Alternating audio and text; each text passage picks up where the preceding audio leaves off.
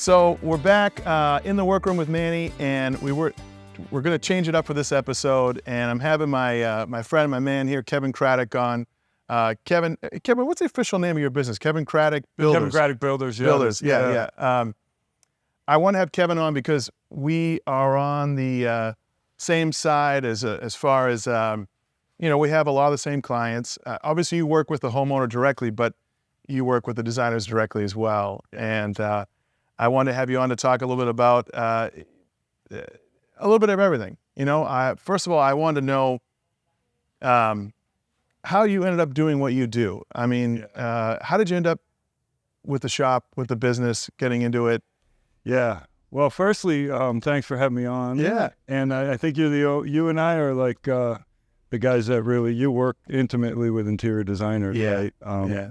But I feel like you and I are really the guys that jive with the designers out in the world. We do. And respect what they do. I Yeah. mean, you work directly with them, obviously, making the products and stuff like that. And the stuff that you do with them just really improves everything that we do. And, I have such a respect for interior design. So, Yeah. I was so glad to meet you a few years ago, and I think we built a pretty good relationship so far. So, We have. Anyway.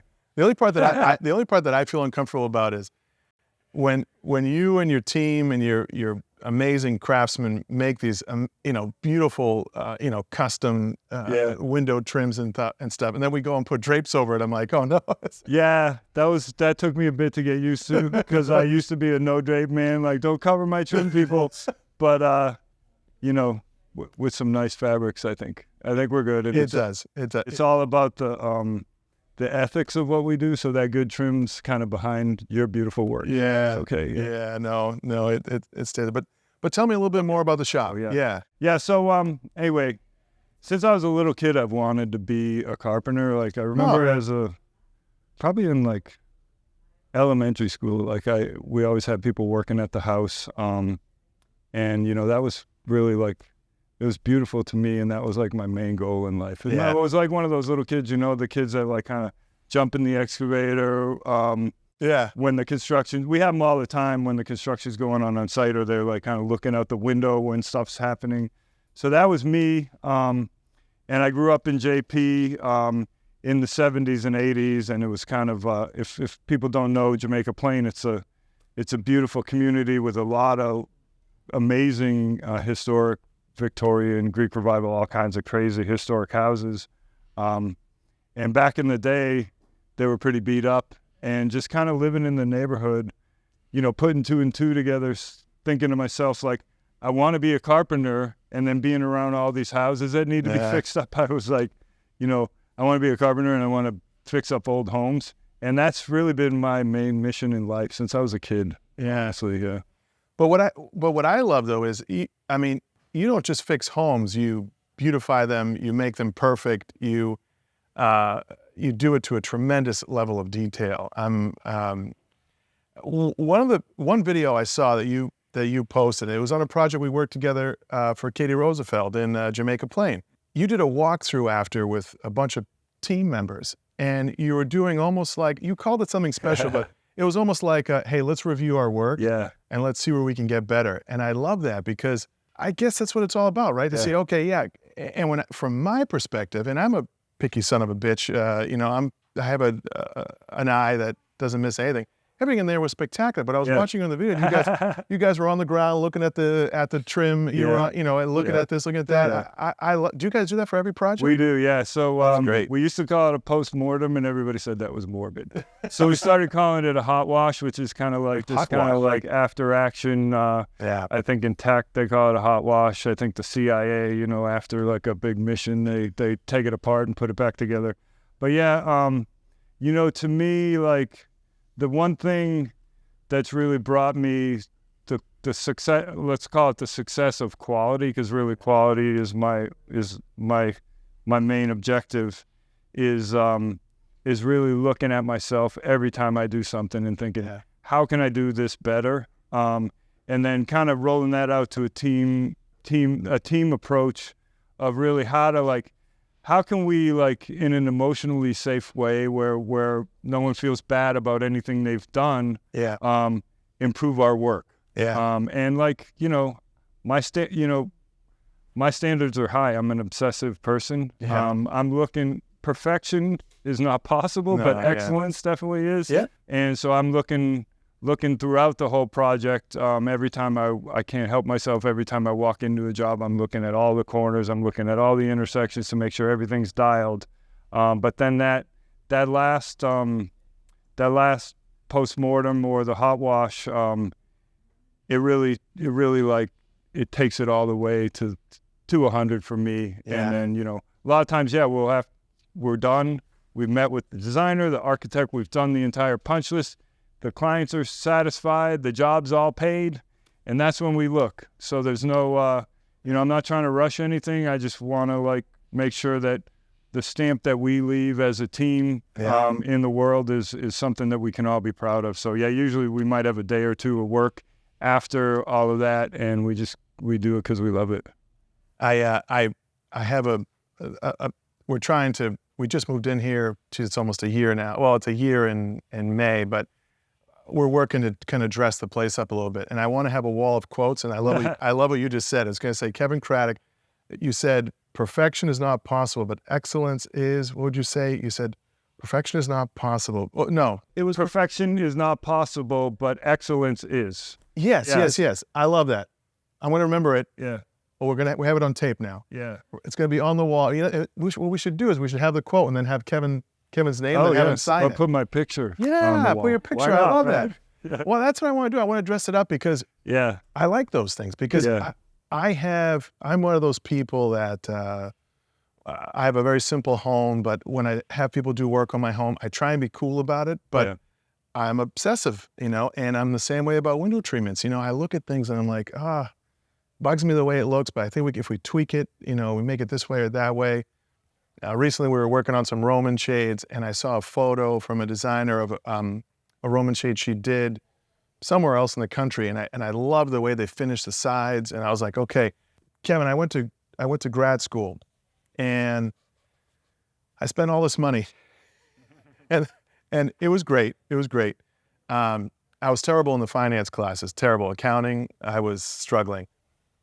I had this teacher who was a Wall Street guy from New York, was living in Boston, and I was going to Northeastern, and I loved him. He hated me so much in the beginning. He used to really kick my ass because we used to read these business cases, and if I ever came in and wasn't fully prepared, he would just let me have it. So we became friends, and I was determined to do well for him.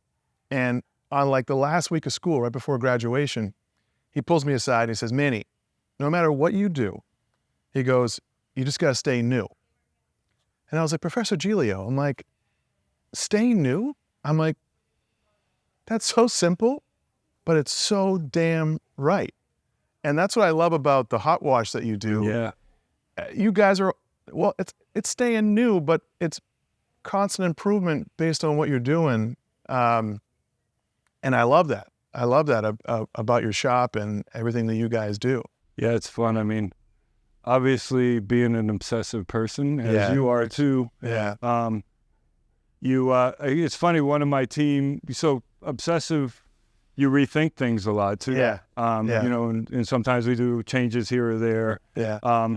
And we're having a big ops meeting the other day, which we have every week with our whole ops team to talk about the work we do. We talk about quality control. We talk about things like the hot wash. But Jed, one of my PMs, RPMs, great guy, said in that meeting, one of the features of this company is that we change a lot. And I think turning that obsessiveness into something special is like what you've done, and that's what I'm trying to do. I'm obsessive, and my mind works this way, and it works great for what I do at work. Yeah.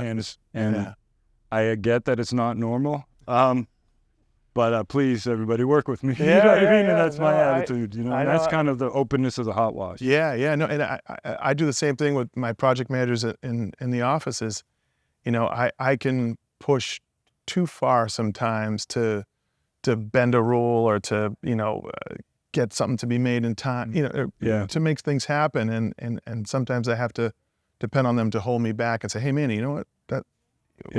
Let's look at it this way. Let's look at it that way. But But that's the other. Sorry to No. You're running. But that's the other thing about sometimes, you know, as a leader, right? Yeah. Sometimes like your team tries to hold you back on the things that you're supposed to do. Yeah. Right. So like to me, like when I'm trying to do free work for people to make their job even better, of course there's people on my team that want to hold me back from that. Yeah. You know what I mean? But I need to say like, hey, like this is who I am, this is who we are, right? And that's the same thing. I get it. Like with scheduling, you have a lot of demands, and like sometimes you gotta like shift things around to make everybody happy, right? One thing I love is that I've had the pleasure of working with a lot of your like Jed, for example, was in Wellesley at the project for Katie, right? Yeah, and he was actually at the JP project, the Sunflower. Yeah, he was the PM there. Yeah. Okay. The guy Dylan. The guys in Wells, all the guys. All the crew. Yeah.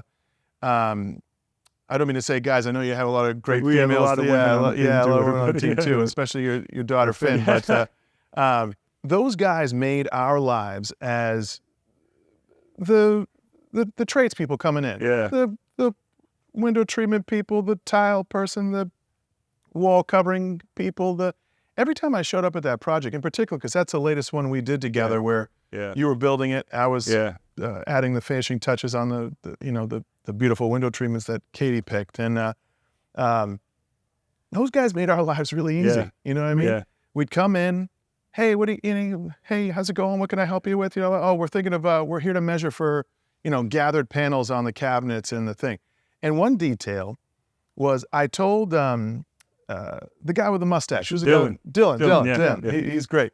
So I told Dylan, I said, hey, Dylan, I said, when we put this gathered panel on the back of the glass, I said, I'm worried it's going to hit the shelf inside. Yep. Of course, when we came for the install, there was plenty of room to the shelf and the glass. We fit it in. That's a small detail that had something to do with him, but had nothing to do with him. You know what I mean? Yeah. But he covered. Yeah. We took care of it, and it fit perfectly. Yeah. So I love that, because that same obsessiveness and detail that you have was carried on to your teammates. Yeah. Well, as you know, because you're actually one of the nicest guys I know out in the world, and as you know, as a fellow, let's call ourselves obsessives, all right? As a fellow obsessive, you can use that for good, and you can also use it for evil, right? Yeah. So as an obsessive myself, I've learned, like, one of the major lessons I've learned in life is, like, if I lift other people up, it benefits me. Yeah. And I can drag other people down, or I can lift them up. Yeah. Even as simple as, like, just having somebody's back to give them a little more clearance for a window treatment. That, guess what? Only you and I know about that, the obsessive people, and it's part of a greater package that's so important. That's right. But we do that together in the background, and the client, the designer, everybody else benefits. Right? Yeah, no, you're right. You're right, Kevin. Kevin, I've always I see you at all these events, and you know a lot more people than I do. I struggled. I love going to the events, but I get a little bit anxious before I go, because I'm like, okay, what if I forget someone's name? What if this? You're a pro at it. You go in there. But one thing I've admired is your style. Yeah. Where did they get that? Where did you get that? From the Jordans to the. I mean, the shirt you had on at your barbecue was top rooster shirt. The rooster shirt. I love that. Yeah, I've been wearing these shirts that sorry for the mic, but that have these kind of embroidery Western shirts. Yeah. I should have worn one today. I just make my style up as it goes along. I feel like I try to be cool. Yeah. Having my daughter around keeps me grounded, definitely. But we connect on sneakers. She also has a sneaker obsession. Okay. I mean, my sneakers I've been doing since I was a kid. I just love that.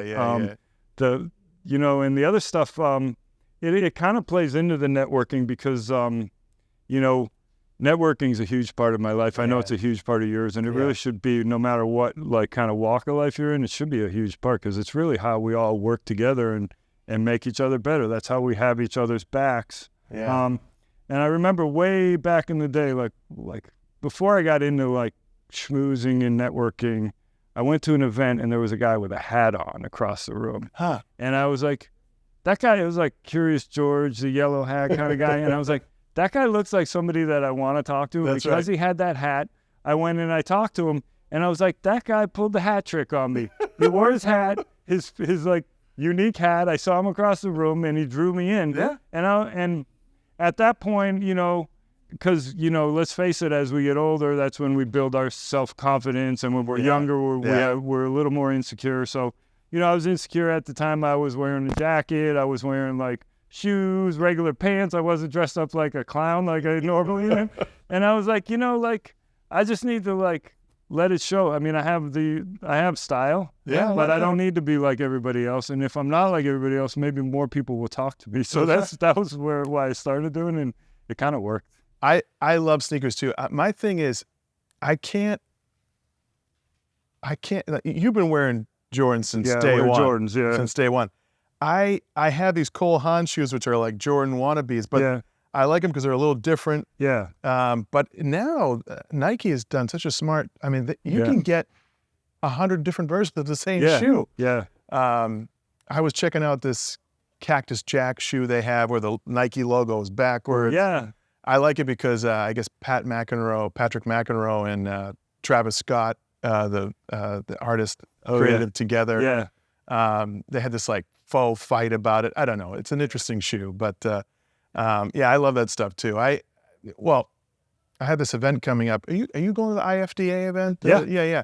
Where it has the Met Gala theme. Yeah. I don't know what I'm going to wear to that thing, but you can go pretty nuts to that thing. It's funny. Like I was thinking, because I'm into style, but I don't know anything about fashion. I don't either. So I was actually thinking this morning, like maybe they make like some kicks that have like Gucci or one. I mean, I know they do. Maybe I'll rock some of those at some point. Like, and I was thinking about that Met Gala because I know it's a big kind of designer thing. So maybe you'll see me with some Gucci. You're gonna look good there. I know you are. Whatever. The good thing is, I think anything goes. So totally. Whatever way it goes. Speaking of Finn, your daughter, I know you told me your son's thinking of joining the family business as well. Was that a dream of yours? Did it just happen naturally? How did it happen that Finn joined and your son joined? Or I mean, it's actually beyond a dream. I know. Like I feel like I'm gonna cry right now. No. But you can cry. I cry all the time. She's laughing at me over there. No. That's the thing about obsessives. We always cry. Yeah, I cry too. Yeah. Yeah. You know, so much of my identity is in my business. So probably if you ask my kids growing up, that's all I ever talk about and all I ever do. Yeah. And they've worked in the company, you know, since they were kids, teenagers, going and visiting job sites, working in the office and internships and things like that. And so, I would say it's beyond a dream. You know, it's the start of something special is what I would say. And I think the way I drew them in is with no pressure. Yeah. So there's still no pressure, guys. You know, it's just like, let's let it happen and see what happens. That's right. No, I love that. Obviously, this business was in my parents' basement. Yeah. So my dad would yell upstairs, Manny, come down and help me cut something, Okay. All right. So I'd come down and I was so annoyed, I had to cut something on the table. And my dad works 1,000 miles an hour. So he'd pull the fabric and cut it and I was always behind and I couldn't find my scissors and I'd cut, and he was already pulling and I'd say, Dad, slow down, So there was always a stress, but now it's totally different where, I'm the second generation in this place and my boys are 15 and 13. My daughter's 6. My daughter might be the president of the United States. I'm not sure. She is one bully little woman, but not bully. I mean, in a nice way. She's a tough little woman. She can handle herself. The other day, she's so damn smart and she's 6. The other day, the presidential debate was on and she comes downstairs. I was like, Penelope, why are you still awake? She goes, what's on TV? I said, it's these two people running to become president and they discuss topics with each other and they argue. And she turns to me and she goes, Daddy, which one is the nicer one? I said, you know what? That's a pretty simple way of looking at things. I said, which one is the nicer one? And I think you're right. Kevin. You always do this business. You always do your work with a smile. And I think being the nicer one in everything you do is the right way to do things. And I love that about you. You always do things a nice way. I always like to ask, I sat with Meg this morning, who is also another mutual client of ours. Meg. You stay nice and lean and in shape. What do you do to take care of yourself? It's mostly my diet. I have a wacky obsessive diet. second after my sneakers probably is my diet that people talk to me about. I love that. I mean, it's sort of just like a no carb type of thing. Yeah, we don't need to go too deep into it, but when you're out at an event selecting your food, everyone wants to talk about it. But yeah, so mostly the diet. And I mean, I fluctuate with exercise. I really, being in good shape, I think is really important, and I try my best, but I'm not always perfect. I know. You know what I mean? I know. None of us are. I'm the same. Diet is my downfall. I do really well, but I have too many inconsistencies. I'll eat well for 5 days. No carbs, no nothing. And then I'll slip up on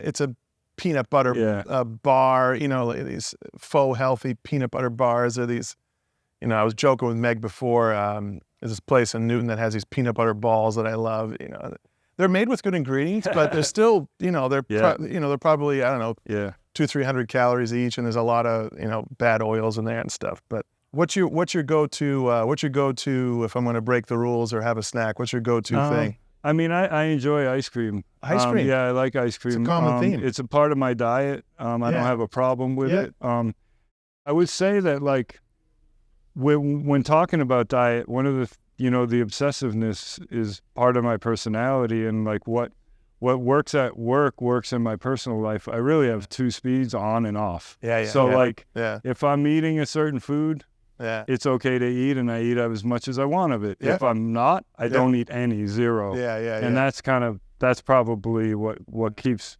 me together, because I don't have to there's no decision, there's no cheat, because it's like, that's what you're eating. It's just my rule book. And I can, I'm a rethinker, I can change my rule book, but I try to live by it, No, I get it too. And that's been my thing this year, is I just try not to be too hard on myself with my decisions. Some days I don't prep as much, so I might have to have a healthier smoothie on the road, and that's going to be it. It happens. It happens to everybody. It happens. It happens. I love when you post the videos about the apprentice type programs you have at work. Tell us a little bit about that. I love it. Yeah. So the apprentice program, it's turned into a thing. Ever since I started doing this work, I've always really leaned into, firstly, I never went to college. I was in the Coast Guard out of high school for a little bit. That's a short part of my life. And then I got right into construction and woodworking. But I'm an active learner. I always learned on the job. And being passionate about what I do, I've always been a really good teacher too, teaching the craft, the craft that I learned. And so all throughout the years, I've always had apprentices. We've always trained people, but never until a few years ago did we do it in a really structured way. And so now we have a 4-level, really dialed out apprentice program. And there's a lot of good things about it. We end up with really skilled labor. At the end of the day for my team, or we send someone out into the world to work for someone else, and we uplift the craft in general, which is great. But one thing it does for those kids that, like me, when I got out of high school, I joined the military because all my friends were going to college, and I wanted to be a carpenter, and I just didn't know how to do that. It wasn't a thing. You had to decide to do something. So it gives them a real clear path. Something to discuss with their parents or whoever's advising them, like, hey, this is what I want to do. And guess what? It is a legitimate career. And look where I'm going to do it. And look at this guy who's doing something different, who's moved into management. Now he owns a company. I could do that. Anybody could do that. And that's really, it's the start of something for young kids to really, if they, I don't know if anyone wants to do what I do, but they can do it if they work their asses off, I love that. I've seen some of these people that you've raised in your company. I've seen them on the job sites, and I watch them. And I was watching a guy put in some trim work over at that. I love how you name your projects, by the way. I don't know how you come up with those names. How do you come up with those? I like to include the project manager, but we think of for a while. Well, the sunflower, the one in JP. There were sunflowers on the building, and the architecture like carved sunflowers, and then when we started working with Katie and Jess on the kitchen, we decided to carve sunflowers into the cabinet doors. So we called that the sunflower. Then we went on a jag. So the other one with Katie, we called the peony. So we went on a flower jag. And now we're, our next job that's coming up is the orchard. So we're branching out from flowers, and then we kind of, you know, when I was redoing my website a couple of times ago, I was researching sites, and I can't even remember who it was, but I saw this website. It might have been an architecture firm, not one around here, that just made up like random names for their jobs, like the Zephyr or the Rock or whatever. And I was like, oh, that's a cool idea. So that's kind of why we do it that way. No, I love that idea. No, and like I was saying, I saw one of your apprentices working on a trim piece, and I was watching him test it and shave it and test it and you know, and the meticulous work was showing, it was coming out. So I love that. I love that. I have some guys that have been working for me for over 25 years that have learned carpentry from me, which is amazing. That's amazing. And they're an amazing resource. And that's another reason we have the program, because we have all this knowledge that we've been working on together for so many years. We really just want to hand it down to other people. I love that, Kevin. One of my favorite commercials on the radio, I've said this to a few people, is National Lumber has a commercial on the radio where they say, you know, we've got, 100 people that, they always say we've got, 10 people who have been here for, 20 plus years. We've got 30 people who have been here for 15 plus years. We've got 100 plus people who have been here for 10 plus years. And I love that because it gives credit to you and the leadership and taking good care of people. It's my big thing. I know it's yours as well. It is, yeah. Sometimes I don't know why they're still here. Back to the obsessiveness. I know. They climbed on board a long time ago, and they stuck with it, I guess. I know. I try and control it, but it's what keeps us good at what we do. Oh, totally, yeah. Kevin, thank you so much for coming out. Thanks for having me. And did I cover it all? I think we covered it all, yeah? Yeah.